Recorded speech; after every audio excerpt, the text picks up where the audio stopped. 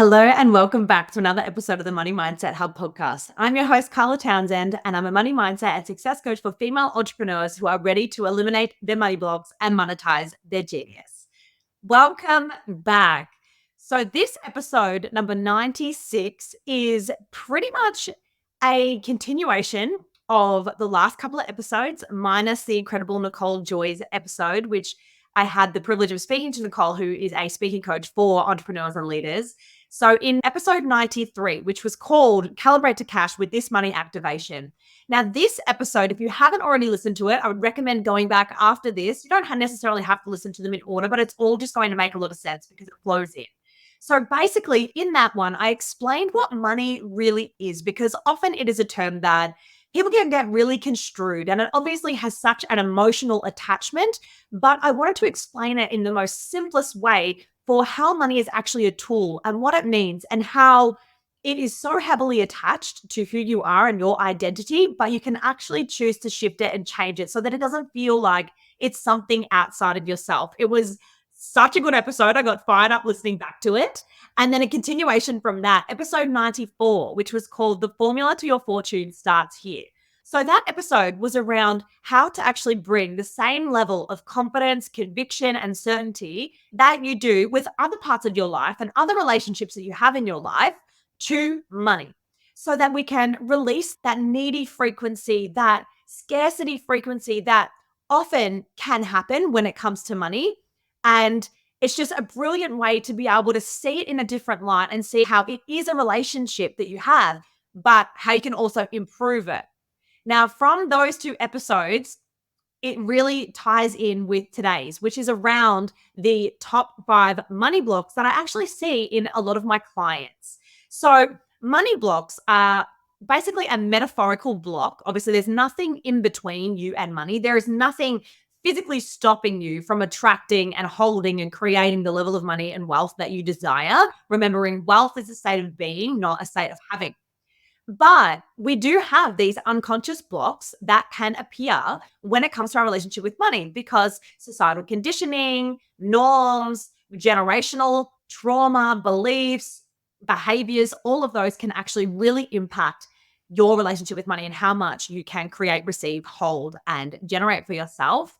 So let's just dive straight in because I know it's going to be a juicy one and maybe you also experience these kind of metaphorical blocks or unconscious blocks that hopefully this episode can bring your awareness to. All right, let's dive in. So, the first one is thinking that once you have the money, then you'll be able to do X, change X, upgrade X, or feel successful. So, basically, to put it bluntly, more money is not going to fix your money problems. Now, I've seen this for myself. I've seen this for my clients, from beginners to very experienced entrepreneurs earning the kind of money that people dream of making every month and every year. It doesn't matter. There's still the same one that comes up. It's like, but what if I just had more? If I had more, then I'll feel like this. But the key here is we can feel like that now. Now, I know you're probably thinking, you're like, yeah, but I actually need the money to be able to do the thing. And then I could invest in the thing and then I could upgrade and then I will feel like this. But it's not necessarily the way, especially because a lot of my clients I know are trying to feel successful. They're trying to feel like they're proud of themselves. They did the thing. But when you are constantly placing that desire for success outside of yourself, like I'm not successful yet until I have X amount of money, until I earn X amount of money, until I have that many clients or that much recurring revenue. When we continually are chasing that, it's like chasing a goalpost that continually moves away from you and pushing it away from you. It's all around feeling the feeling of success right now. And I know gratitude sprinkled everywhere, but if you can feel grateful for the things that you have, then you can also attract it so much faster and it won't feel like it's this thing that's constantly outside of you. It's like dangling the carrot in front of you. Like you'll feel successful when you get this. Keep going, keep going, keep going. But then you feel like you're forever chasing a moving target. Now, what I've experienced for myself is every time my income has grown, now I've had recurring income now for a couple of years straight. And it's a good feeling. However, when you continue on and you realize, oh, hang on a sec, I just made more than last month. Or, say even for example, this year, this is my first year full time in business. I've been doing it for a few years now, but in the first 3 months of being full time, I tripled my recurring revenue. If I didn't feel any more successful, any different, it basically was the confirmation that I already knew existed. And I know you're the same because you were born for more. You know that you're meant to be successful because you already are. That's the thing. And the more that you tap into that feeling of I'm already successful now, because this is, such a cliche thing, but I'm sure you've heard it before. A past version of you would be so bloody proud at where you are now. Now, it's not a bad thing to always want more and be looking for more. I feel like that just comes with the nature of being someone who's high achieving and ambitious. You always want more, but you've always got to have like one foot in desire, in striving, because you never want to lose that hunger. But at the same time, you need to have one foot in gratitude to be so deeply grounded and thankful. I was saying to one of my clients recently, it's this feeling of inner calm. Feeling calm on the inside, it accelerates everything else. And I feel like I have that level of calm now. And I know that you can have the same. I've seen it time and time again. You can bring neutrality to money so that it doesn't continually feel like it's this carrot being dangled in front of you. You can do it, but thinking that once you've hit X amount of money or once you save X amount of money or those sorts of things are actually constantly pushing that feeling away from you. Now, in the episode I recently did, 95 with Nicole Joy, we spoke about that and we spoke about how it's actually already done. If you mentally rehearse and visualization is one of the biggest things that I do. And I know that many, many successful entrepreneurs that I look up to do the same thing. And it's basically the art of knowing that it's already done and being able to cultivate that inner knowing, that inner confidence that it's just a matter of time. Then it releases that feeling of, but when I get there, when I earn that, then I'll be XYZ. But you already are. And I want to remind you that in this space, especially in online business or in business in general, you need to show up like you are the authority. You are in the right place. This is for you. You create your own stage. You create your own community. You create your own presence online. And once you realize like, this is mine and there is no rules and I can do this however I want to do this, then you start to remove that need to constantly just have more and more and more and more. Because in all honesty, the more money that you make, the more that you can invest, the more that you upgrade certain things. And then you start to have a team. And all of a sudden, you've got more people relying on you. So it actually becomes a lot more pressure. And what I find is a lot of people will resist the money unconsciously or behaviorally because more money becomes with more responsibility. And it's not the money that they don't want. It's actually the responsibility that you may not want. So sit with that and see if that lands for you. So number 2, this is thinking that your current reality of money, your bank account right now, the way that it is will always remain that way, which is so untrue, okay? Myth busted, all right? Myth busted. Because your current results are based off your past actions or inactions, right? So where you are right now, that's all past stuff. That's past stuff that happens. But you can choose from this very moment to make a decision that moving forward, this is how things are going to be. This is how I'm going to behave. This is how I'm going to think. This is how I'm going to act. This is how, when I'm falling into cycles of behavior or thinking like procrastinating or feeling overwhelmed and not actively doing something to shift out of it, this is where you get to decide. So if right now is the only moment you ever have, and honestly, that's how we live moment to moment. The past is already gone. The future is not guaranteed. So the past and the future, they don't exist because it's not in this very moment. And right now, you're listening to me, talk in your ears. You're listening to me right now. And in this moment, I want you to know that you can choose to change that. You can choose to have new baselines, new energetic minimums of the amount of money that you want in your bank, new energetic maximums of the edges and the amount of income that you're going to be creating, the amount of income and money that you want to be able to feel safe having in your bank account at all times. Your energetic minimums and your energetic maximums are something that you can choose to make a decision, but it always comes back to your behavior. So being that observer of what's going on in your mind and in your behaviors or your lack of actions, because it's not just take action, take action, take action. It's actually be super vigilant of when you're not moving, of when you're not acting, of when you are allowing yourself to become a victim to past thought patterns, past behaviors, because remembering where you are right now, the amount of money that you have, the level of business you have, the amount of recurring revenue that you have, that is all a result. Right now, it's just a result. So you can choose to change that.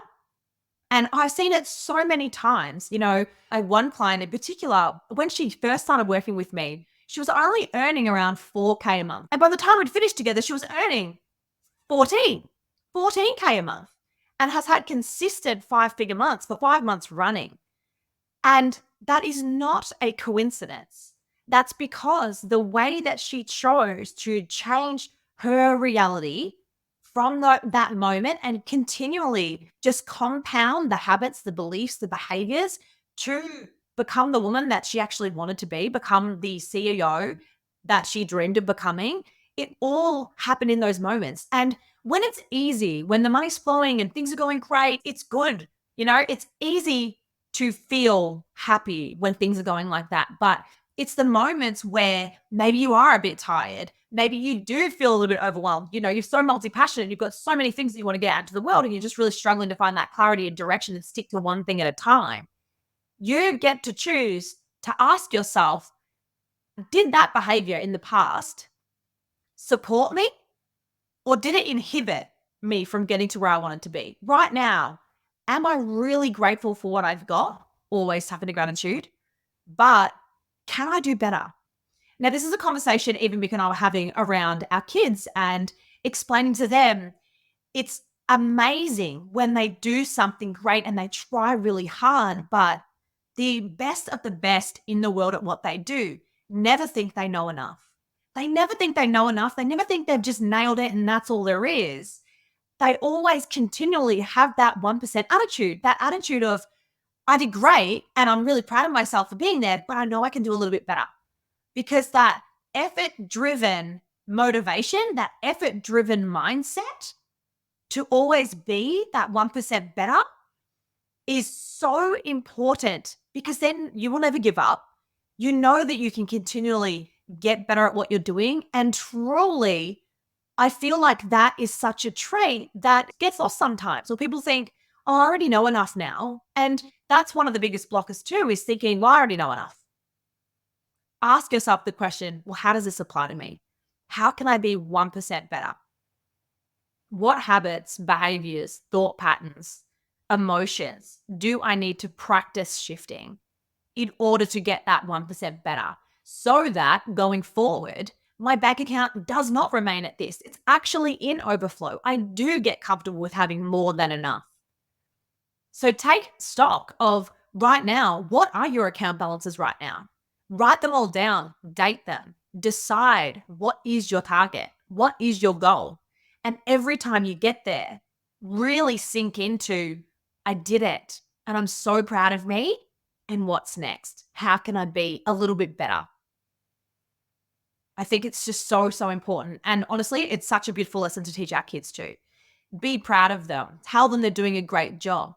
But constructive criticism is something that you need to be able to handle on this journey. And it is so important for your continual development, because we're always learning. And as long as you can remain the student, it will never feel like you're stagnant or things aren't moving fast enough, because you're always like, I'm so proud of that past version of me who got me to here. But if I want to get to here, okay, where do I need to clean it up a little bit? This then leads me to number 3. If I want to 10x my income, then I'm going to have to work 10x harder. Now, maybe this is just the projector in me.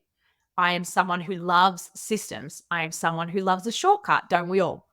And I have also learned that it is not necessarily about working harder although I do feel like hard work sort of has a bit of a bad rap at the moment. But I think hard work is essential, but hard is different and subjective to every single one of us. And what's your hard is not going to be somebody else's hard, but you've always got to choose your hard and continue moving through that. So in actual fact, what I've found is it's not necessarily the harder that you work, it's actually the more defined and clear that you get. So the more clarity that you have, one, around who is your ideal client, what is it that they want from me? What is the transformation, the overall transformation that I want to take them through in your own body of work? And then what is the individual mini transformations from all your different products or services along the line? So how can you support them? So the more that you get clear on who it is that you're speaking to, how you can serve them, and then creating offers for them that range from the beginning of the transformation all the way through to the end, remembering that people come in at all different times. But when you can get so much clearer on this is who my client is, this is what they actually need, then this is what is important to move the needle. How, like, marketing is also one of those things that is so important, right? Because if you want to be known and heard and remembered and to build a legacy, then people need to actually get to know you, get to know, like, and trust you before they're going to convert and buy. So understanding who are you speaking to? And I know you've probably heard this a million times, but if you're speaking to everybody, you're speaking to no one, because it's the people that make you feel like, oh my God, you're speaking to me. It's because they know you so clearly and you're more inclined to buy from them when they feel like, okay, you call me out. That's me. So think about that. It's not necessarily harder. And this is what I've proven it to be true for myself, but also help my clients do this and actually refine and get more clarity on their entire offer suite, on what is it that they want to be known for, their transformation that they offer their client, who their client is, how to speak to them, how to really get into their heads to understand so that you can best serve your clients. And then from doing that, you can create more scalable type offers that can reach more of an audience, and it can also generate income whilst you're chilling on the couch on a Saturday morning with your children. It's the best feeling in the world. Like waking up to Stripe notifications from people that you've never heard of before, and they are there and they are ready and they bought because you have these offers set up. It's all automated, scalable. It's easy. So it does get to be easy, but it obviously does take hard work and to put it into place in the beginning. But I love helping my clients with that whole piece. I'm overlooking their whole business. And then what are the things? What are their strengths? How can we capitalize on their strengths? And then get really clear and define on who it is we're speaking to and how you actually serve them in a multitude of ways and how that comes together.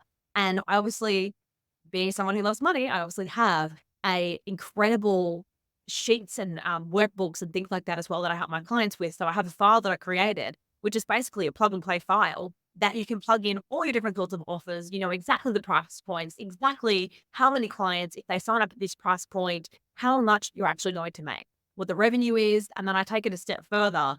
And if you took out tax and expenses, then what's your actual profit and all that sort of stuff, because I think it's so crucial to know your numbers. Now, this ties into money blog number 4, which is thinking that having a plan for your money, aka budgeting, but I like to call it a money plan, thinking that that is actually rooted in scarcity, when in actual fact, that is rooted in abundance. Because the more that you know your numbers, you know what it is that you need to put out. You know the price points and you know how many clients you're actually going to need to hit those numbers, then you have full clarity. And it's also so exciting to see how quickly that can up level. So it's one of those things, never, ever, ever think that having a budget or a money plan is bad. The biggest businesses in the world, they have their profit and loss. They know what their expenses are. They know what's incoming and outgoing. So to all my mavericks and rulers out there, because I know this is a part where they do struggle with, just remember that you can build that accumulator in you. Now, if you don't know what I'm talking about, it's about the money archetype. So I do have a money archetype quiz. So maybe you are a maverick or a ruler or an accumulator like me. Those are actually all my top 3. It's the top 3 that are the most influential in the way that you behave with money and the way you feel about money as well. So go to moneymindset.com/quiz or just jump into the show notes. So the link is there to be able to go and do the money archetype quiz to see what are your money archetypes and what do they say about you? Because it is so spot on. And then you will understand. Like, I have had many clients that have been mavericks and rulers. I've actually had every archetype. There's only 8 of them, but I've had every archetype. But I do find that, the Mavericks are the ones that struggle the most with having a money plan and knowing the ins and outs of their money. Now, I'm not talking about every day writing down every cent that you spend and where it was spent and micromanaging it like that. I'm not about that. That's not the way I do it. But you need to know to be able to forecast, right? Especially in your business. You need to know the numbers. It is essential. And if you want to be able to grow it, then you must know where you're at. Because if you don't know where you're at and where you're going, then you'll wind up someplace else. Thank you, Yogi Berra, who said that. You need to have that clarity, and you must have that clarity on your money. What you measure can grow. And the more where you place your attention, that is what you can actually grow because you're aware of it. You're not avoiding it. Now, you've probably heard me say it before, but with our relationship with money, there is the scale. And I believe it's sort of on a spectrum from like total avoidance on the left to the total opposite end, which is complete control. And you want to find yourself somewhere in the middle. You need to be aware of your money. You would need to have good systems, structures, support in place. But also, you need to be able to allow it to flow at the same time. And you need to know what's going on. So if you don't, or you're not sure, like, I want to hit 20K months, but I have no idea if my current product suite can even get there. Or I don't know if I'm charging enough. Like, if you're worried about any of that, that is the first place to start. And I do have my money methodology program coming back very soon, which has all of that. It is absolute gold. And I'll be able to support you through that. So you've heard it here first. It's coming back. But that is something that I really want you to lean into. And I know if you're like, oh my God, I don't want to even look at my bank account. I don't even know where my money's going. Or I kind of do, but not really. Then I encourage you to do it because when you focus on it, it will grow. And it's also just challenge yourself and see how much you can truly create. So the last one that I want to talk about, block number 5, is thinking that it needs to be harder than it is. All right. Overcomplicating the work and thinking that, okay, but that sounds sort of simple. Like if there's anything that I've said, you're like, okay, well, that sounds sort of simple. But are you doing it? Because often it's like the most simplest tasks, the simplest shifts in perspective are the very thing that can completely change your trajectory with money, completely change where your business is going. But you just have to be open to that. So whenever you hear something, and maybe you've heard it a million times, but maybe it's the way you heard it just then that really landed, I always want you to ask yourself, how can this apply to me? How can I make this work? If you catch yourself thinking, I already know this. I've done that before. I've done that 100 times. Or I've heard that 100 times. Like, but have you actually integrated it? Because knowledge means nothing if it's not actually integrated. Knowledge is just knowledge. It needs to be integrated to actually be embodied and then to show the difference, to change the trajectory of everything. So whatever you believe is true will be true. Your brain is so clever and it is going to continually provide you evidence for what you believe to be true. So get in the habit of asking yourself those questions. Or how does this apply to me? How can I use this? What can I learn from this? Because when you remain the student, you will continually get better. Like I said before, like getting that 1% better. Effort-based thinking, effort-based action at the beginning always makes things easier. It gets to feel easy and it gets to feel good, but there is a bit of like roll up your sleeves and get shit done in the beginning.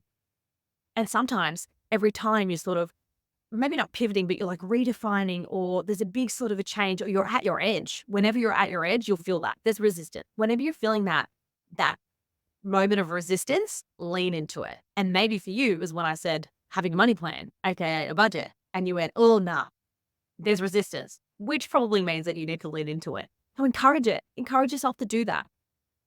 Your brain will continually affirm whatever you tell it and believe it to be true.